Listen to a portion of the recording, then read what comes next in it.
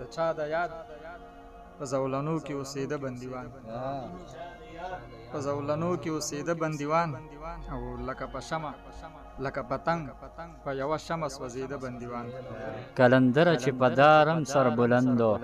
کلندره چې په دارم سر بلندو هغه سر به اوس پخپو کې د صنم ږدم د کلندر مومن په دې مقطع ملګري فیض الله پیس ته خواسته چې راشي او ستاسو سره خپل کلام شریک کړي. پیس صاحب د چا د یاد په زولنو کې اوسېده بندیوان په زولنو کې اوسېده بندیوان او لکه په شمع لکه پتنګ په یوه شمع سوځېده بندیوان او د وخت امام او د قربت مشقتونه رنگ رنگ د وخت امام او د قربت مشقتونه رنگ رنگ د یو کوهینه په بازار کې خرڅېده بندیوان او د وخت امام او د قربت مشقتونه رنگ رنگ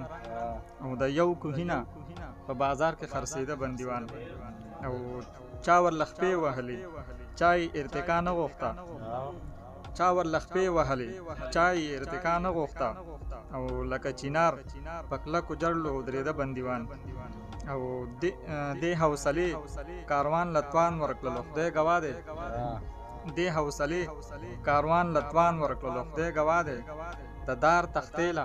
په مسکا را رسېده بندیوان او دا حادثې به قدرتي وي